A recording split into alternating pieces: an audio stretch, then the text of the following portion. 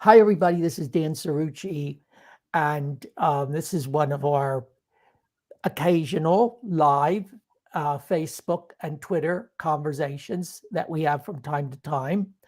And before I introduce our guest, I want to make sure that we're actually live on Facebook. So I'm going to go to Facebook and make sure we're on there. And in fact, we are. And I assume we're on Twitter as well. I don't think I'm going to have to check that one. This is a guy that I've been wanting to talk to and have it. I, of course, met him and we've talked before, but that I've been wanting to talk to and have a more extended, meaningful conversation with in a long time. And that's John Robert Carman, who is the founder of the New Jersey Constitutional Republicans. John, how are you tonight? Dan, it's a pleasure to be with you, and I always enjoy our conversations. And if you remember, a couple of years ago, I was with you for your TV program, so Yes. I consider it an honor to be invited back to talk to you. Yes, we had a TV program on a little network here in South Jersey, and you were one of my first guests. But I think I want to start. We'll get it. We're going to talk, folks, about what the New Jersey Constitutional Republicans is all about. We're going to talk about one of John Roberts' favorite topics, which is the difference between a democracy and a democratic republic. Okay, which is in really at the core of our Constitution. But I wanted to start tonight, John, by this is February. We're approaching the middle of February, and you and I know that you have a silhouette of Lincoln right behind you. Lincoln's birthday is February 12th, and Washington's birthday is February 22nd. We learned that in school when we were kids. And now we have President's Day. John, what do you think of President's Day? Well, of course, Dan, I'm old enough to remember when we celebrated Lincoln's birthday and George Washington separately. That's And right. I think we should do that, and we should also include Ronald Reagan, who we celebrated his birthday yesterday. And That's right. interestingly enough, William Henry Harrison is the fourth president who was born February 9th. And of course, he only served for 30 days as president Mm-hmm. because he contracted an illness and died. But I think that it's important that these men, of course, Washington being the example for which every elected representative should forever follow in his example and in his deeds and his virtues. Then Lincoln, of course, really the son of the founders, preserving our nation, preserving our Constitution, ending the abomination of slavery, the great emancipator. Mm-hmm. With these men we should have days specifically given in their honor so that we can talk about what great men and great Americans these men were. They were great examples for all to follow for perpetuity. Absolutely. And speaking of the presidents, John, I know that your group recently had a presentation regarding a president who has been, I don't think, has been treated fairly by history and has been widely lambasted, and that's President Herbert Hoover. And you recently had a presentation on that. Tell us about that and what you would like people to know about him.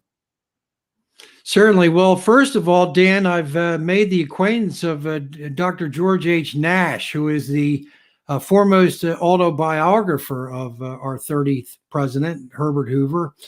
And we've been discussing his life and his legacy. And I've also been talking to Dr. Gordon Lloyd from Pepperdine about The Two Faces of Liberalism, a book he wrote.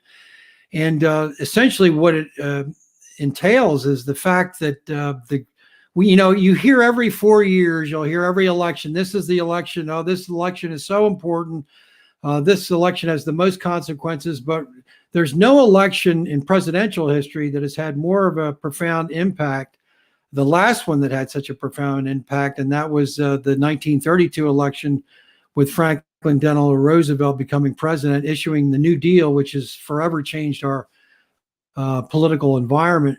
But Right.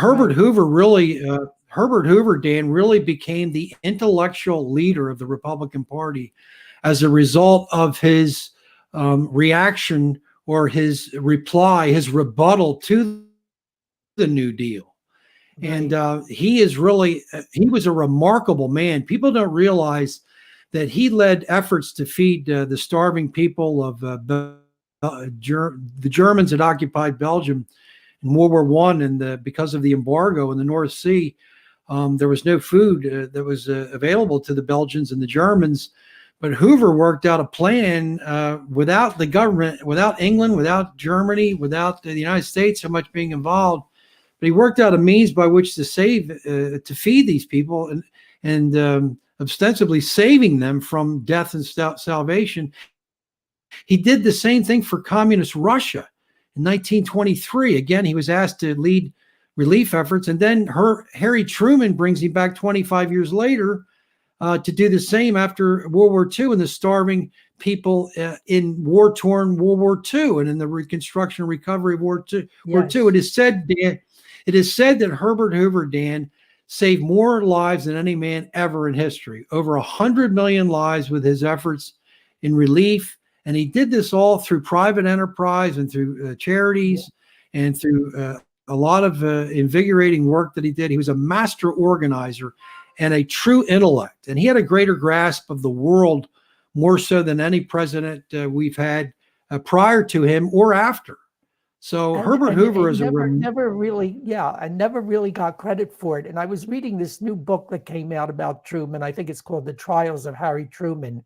It's a wonderful new book, and it does point this out, that President Truman, who was vice president to FDR, who was the man that defeated Hoover, that President Truman relied on Hoover and called upon him several times, and yes, he did, greatly trusted his judgment, and his loyalty and his insight. Okay. And this is one now considered one of our greatest presidents, Harry Truman. At least that's what a lot of historians say. And he greatly relied on President Hoover. And it's a story that I don't think really has been told. Well, that's what we're doing, Dan. We're actually bringing to the public's attention the intellect of this man. Was remarkable. Not only his accomplishments, which substantiates the respect that the man has earned in his lifetime, but the body of work, the writing. He wrote over 5 books after he was 80 years old, Dan. Oh, and he had a remarkable mind, and he is a true intellectual example for a Republican Party, Dan, that today is essentially leaderless. And Herbert Hoover, you say it's leaderless, yeah. Yes, so I know, John, you've said that the Republican Party has gotten away from its core principles, and I want to point out to people that John's group, if you want to become involved in it, just go on Facebook to John Robert Carman, or go to New Jersey Constitutional Republicans. It's there. All their events are there. And this is a group that is really a deep thinking group of people that want to talk about and think about the origins of our country and what the Constitution really means and how we can apply it today. This is what they're trying to do. But John, I was going to say that I know you feel that the Republican Party has lost its way. You just said that it's leaderless today. You felt that it had been seduced by populism, that had become a cult of personality. I think you had a particular person in mind there. And you're worried about the Republican Party, aren't you? Well, I would say more than worried, Dan. I would say concerned and very disappointed. we have we have to realize that Ronald Reagan was a truly exceptional man, and that he could combine personality with principles. Right. And I think Abraham Lincoln did that as well in the 19th century, and Reagan did it in the 20th century. And that's a very, very unique combination. But I Yes. think that as Republicans, we've gone too far in the direction of personality, and we need to restore those principles by which Lincoln and Reagan held dear to and used to help lead the country and to uh, obey the Constitution and to fulfill the principles of the Declaration of Independence. That has been completely forgotten by the Republican Party and its leaders, really since 1989. I think that we saw a little bit of a contest in 1992 when Patrick Buchanan ran against George H.W. Bush, and he gave a speech saying that the nation is indeed in a cultural war. And I think Patrick Buchanan was very, very articulate and accurate in that summation. But since then, the Republican Party has completely abrogated the principles by which it was founded. And incidentally, Dan, those principles were founded on morality. The third plank of the first platform in the 1856 Republican Party platform was that the party was committed to eliminating those twin relics of barbarity, meaning slavery and polygamy, which was prolific in Utah at the time, and was growing in popularity there. So the very foundation of our party is based on high moral principle, and we've moved away from that. And we've strictly turned into a party of economy and conservative fiscal conservatism. But we also need to remember that the principles of the Declaration of Independence talk about the laws of nature and nature's God. And we can't eliminate God from our lawmaking and from our legislating and from our representation and from so much of this, John Naylor, is part of our popular culture. We're saturated with it. We're permeated by it. The secularism, it's beyond secularism now.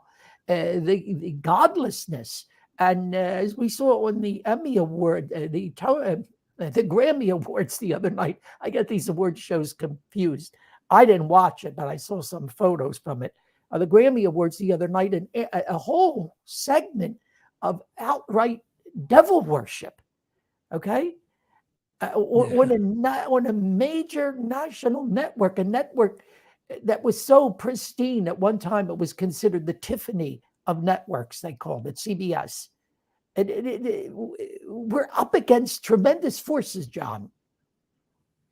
Well, there's no question about it. And what the conservatives and Republicans have been very inept at, first of all, Dan, is adhering to the Constitution and defending the Constitution. I mean, Phil Murphy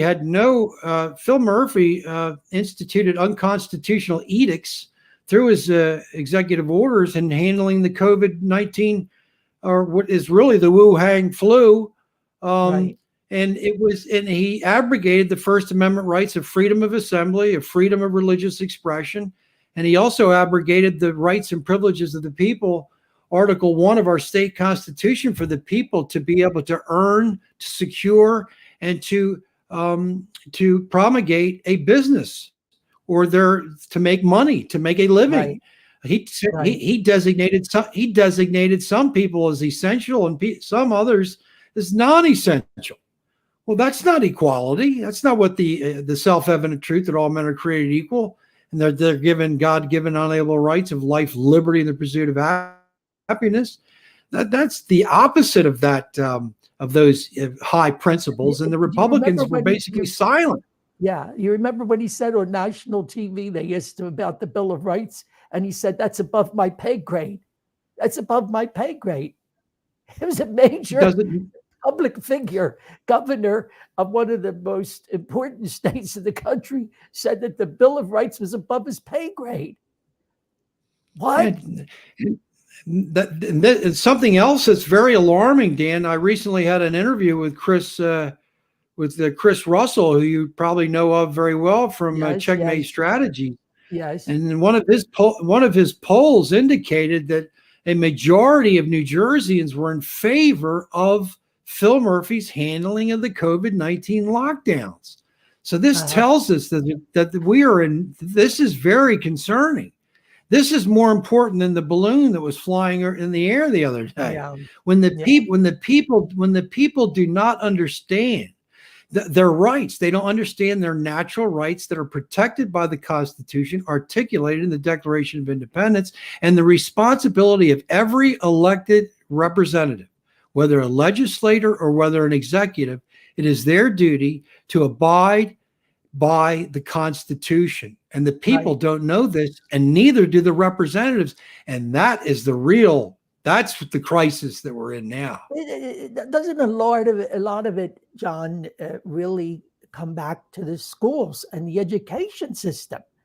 You have to wonder now that we have this woke woke epidemic in the schools and this CRT in the schools, or radical race theory or whatever it is, Critical race theory. critical race theory. Um, where is the teaching of our laws and our constitution and our justice system and our democratic republic in the schools? Where is it? Well, that's the issue that has led to what we've seen. But it's not only that, it's also the influences of the New Deal. It's the influences of progressivism. It's the influences that go back to Darwin and applying biological evolution to the evolution of political thought and political theory. It gets back to, of course, the influences of Marx through the critical race consciousness. And what I was going to say earlier, Dan, the other aspect, and that the Republicans haven't defended the Constitution or the principles of the Declaration of Independence, they also have been inept, Dan, in combating identity politics. Okay, Republicans yes. have been they've been completely inept at combating identity politics. And this is because that they don't understand that what's going on with identity politics, which takes away the importance of the individual and puts it all on the group. And that there are certain transgressors that are based on race, and then there are certain innocents that are based on race or their sexuality or whatsoever. But what they're really trying to do is it's scapegoating.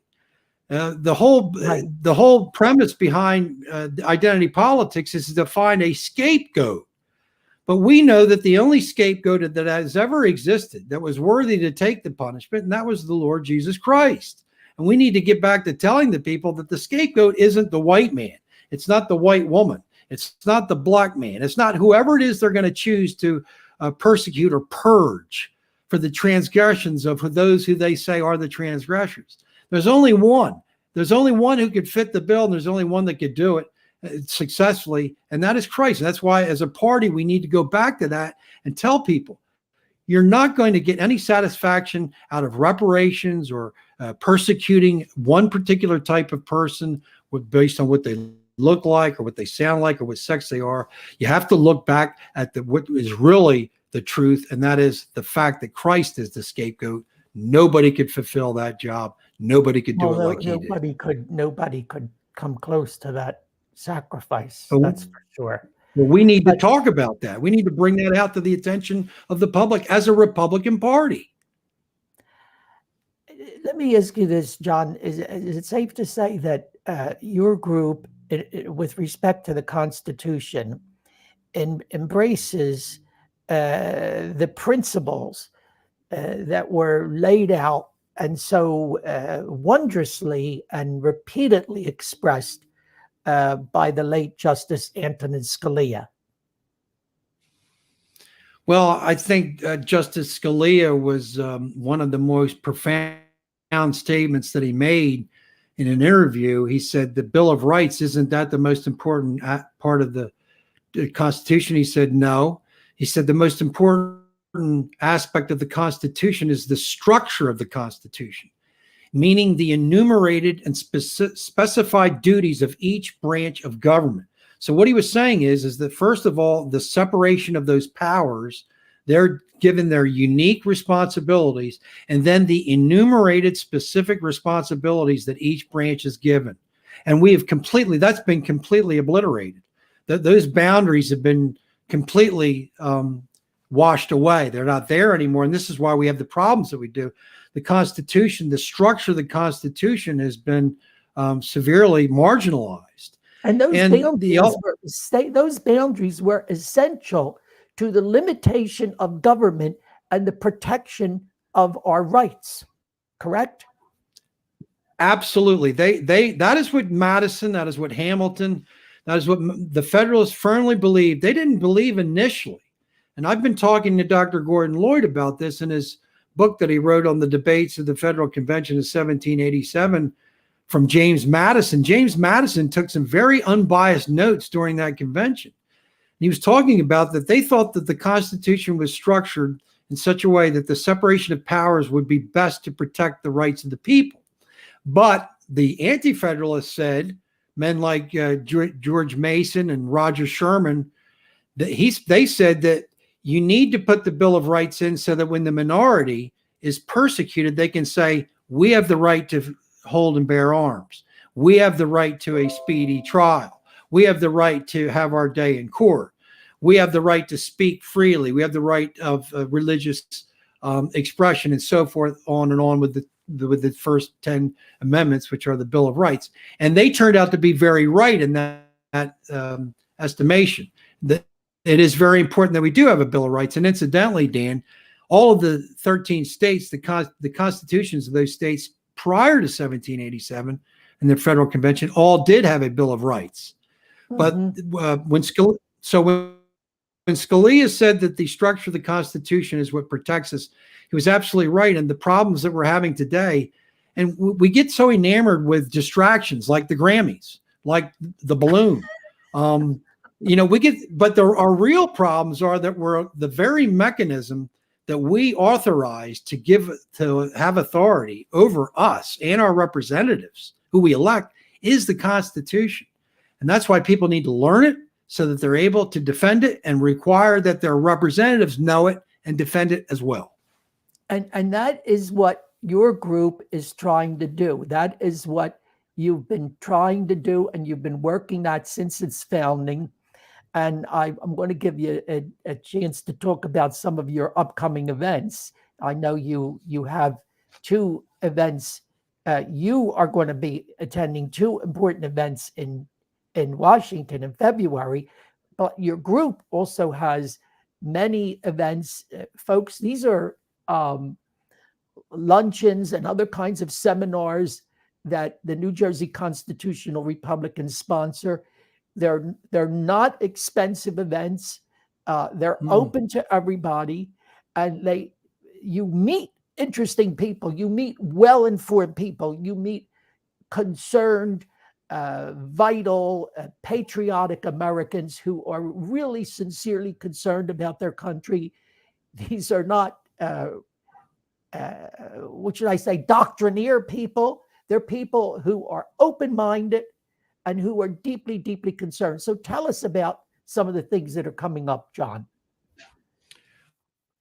Okay, so just let me say, Dan, that the whole precipice for the reason that I created this organization goes back to why Dr. Benjamin Franklin created the American Philosophical Society in 1743. And the purpose was to promote useful knowledge. So as the Constitutional Republicans, we echo Dr. Franklin's sentiments in promoting useful knowledge and to provide a forum for free exchange of ideas and to convey our conviction that intellectual inquiry and critical thought are inherently in the best interest of the public. And that's exactly why we created the organization. This is why we have what we call these libations and liberty meetings. We're meeting at the Telford Inn the last couple of months. We've had some very good meetings. We'll be meeting again on February the 15th, Wednesday evening, February the 15th. We also have elected representatives who partake. In the group, we'll have Beth Ann McCarthy Patrick LD3 legislator, will be joining us for that specific evening, that particular evening. And I'll be giving a presentation on restoring the principles of the Republican Party. And people can RSVP at on our website, NJ or www.njcr4restores.com. And also, we'll be having we're going to be going to Camden County for the first time this year, Dan. On February the 23rd, we'll be meeting at the Tap Room and Grill in beautiful Haddonfield. And we'll be there sharing the time with Tom Crone, who is the chairman of the Camden County Republican Party. So we invite people to come out for those events. And our objective, Dan, is to have a Libations and Liberty meeting in each county throughout the state, and to introduce the Constitutional Republican movement throughout the entire state, and to give Republican representatives opportunity to speak, and also to hear and to learn about our principles of the Declaration and the Constitution. I know you also have videos that people can access. I've seen a number of them on Facebook of different lectures and talks that you have sponsored, and they're very, very informative. And these are anyone can access these, correct? Well, we're very proud. That's on our New Jersey Constitutional Republicans YouTube channel. And we're very proud of the virtual conversations, which ironically, Dan, came about because of the lockdowns. So I started to make an inquiry and to ask people to join me for virtual conversations. And now I've been able to grow it to where I'm talking to some of the leading academics in the country. Dr. Robert George from Princeton University has become a great friend and supporter of the New Jersey Constitutional Republicans. He's joined me for a couple of virtual conversations. James Lindsay, Dr. James Lindsay, is probably the foremost authority on critical race theory in the country at the time. He's become a dear friend, and he's also joining us. But I've also met Dr. Gordon Lloyd, who we're talking about the FDR and the Herbert Hoover rivalry that really shapes our political environment. And I just got done with Dr. Joshua Mitchell from Georgetown, professor at Georgetown, talking about his book, American Awakening. And he's the one who gives the idea that the scapegoat mentality is creating the division that we have through identity politics, and the best way for us to address it. And to me, that really brings us full circle. And what we need to do as constitutional Republicans to bring the idea of liberty to all, which is our motto, as Lincoln said, liberty to all, indiscriminately to all, is what needs to be brought back. So those virtual conversations, and I also, another interesting bit of information, Dan, I just secured a conversation with Amity Shlaes. And Amity Shlaes has written some of the most best-selling books, specifically Coolidge. We're going to be talking about Calvin Coolidge. Oh, I read that one. Right. She's read That's she wrote the great. That's so informative. Yes. Yes, that is. So we're going to be talking about that. I'm going to be attending the Calvin Coolidge An American Project of the Library of Congress, and I'll be able to meet her and Dr. Nash. And of course, we've been talking a lot about Herbert Hoover. We're going to continue to talk about him as well. So between Abraham Lincoln, Calvin Coolidge, Herbert Hoover, and Ronald Reagan, and incidentally, I'm going to be talking to Dr. Robert Rowan, who is a professor at Kansas State University, talking about Lincoln's second inaugural, which he posits as being the rebuttal to FDR's New Deal inauguration in 1932. So we have two bookends that we're going to bring together here with Reagan's inaugural. So I'm really making some great academic contacts. And of course, one of the divisions of the Constitutional Republican organization is our Constitutional Republican Academia. And that is all geared towards the education of our citizens. I know you're a great believer in that, John. And I'm very impressed with the kind of people that you've been, the kind of speakers and the kind of that you've been attracting, and the kind of programs that you've been able to put together. This is, something that the Republican Party used to be a leader in, and that is the power of ideas. The power Yes. of ideas. And Ronald Reagan was a master at taking what would appear to be complicated ideas and making them simple and meaningful to people in a way that everybody could understand and relate to. And I think taking principles and bringing them to life in a way that meant something to people in their everyday lives. And this is something that the Republican Party has gotten away from, I'm afraid. And And, of and course, Dan, he was called the great communicator. I mean, that yes, was what he was called. He was the great communicator. yes, And Ronald Reagan had the ability to disagree with someone with a smile and not yes, hold it personally against them. right. He never engaged in any ad hominem attack towards Nope, anyone. nope. He was a coalition builder. He attracted people, even the Democrats who didn't agree with him policy wise. Even somebody like Sam Donaldson, who was his nemesis back for ABC News, who Right. you remember well. Even Yes. Sam Donaldson and Tip O'Neill, who was his Right. who was his adversary on the political policy part, but they loved and respected Ronald Reagan because he was a genuinely good, virtuous man. And that's the leader. Then that's what Abraham Lincoln was. Abraham Lincoln, even Well, those who disagreed with him, still yeah. respected him. Do you see anybody on And the we've had, horizon? You see anybody on the horizon like that now, John? Do you see anybody well, on the horizon? Dan, here's the thing. We get so caught up with personality. I Uh, think we need to hear. I think we need to hear the personality. I think the personality has to come second to the principles. Can the Republican representative, can the next potential Republican leader articulate the principles? Can they okay. articulate the principles of the Declaration? Can they Right. articulate what Abraham Lincoln did, what Calvin Coolidge did, Right. what Herbert Hoover did, what Ronald Reagan did? Can they do that? First of all, Yeah. and I'll be very frank with you. The only Republican who I have heard being able to articulate in such a powerful and meaningful, principled manner was Liz Cheney. Uh-huh. She articulated exactly what was deficient with the previous administration in not abiding by the Constitution, in challenging the ideas of constitutional Republican government, Uh-huh. and not following through with a peaceful transition of power. This was unheard of in our history.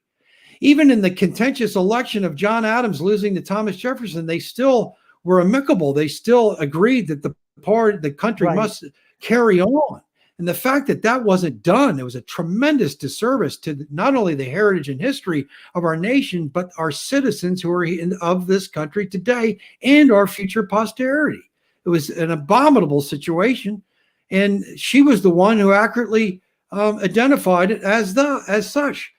She In said addition, the choice in is addition to clear all between that, yeah. she In said addition, that the choice is clear either between personality or the Constitution. It's one or the other.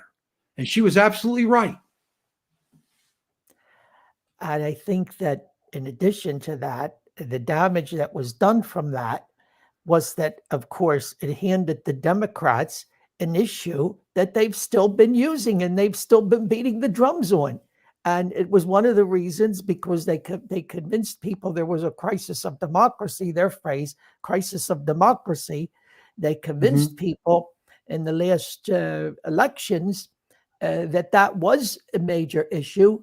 And instead of going out and voting, in many cases, their pocketbooks, which they should have done, the people voted on that basis, and the Republican, the so-called red wave that we were told was going to happen. We were assured there would be a red wave.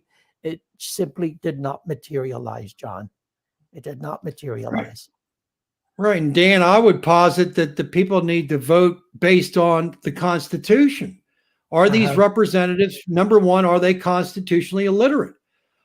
We Mm. believe that representatives must demonstrate some constitutional literacy.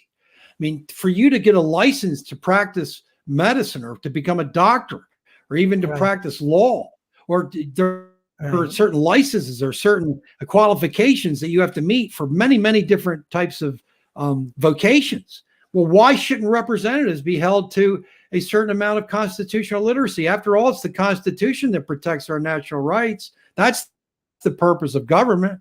It's not the individual, it's not the representative or the president who does that. It's the Constitution. So that really is what people should be voting. That should be their first priority, and they're just not aware of it because And of they the take an oath. influence. They take an oath to the Constitution. They hold their hand on a Bible and take an oath to adhere to the Constitution. Okay.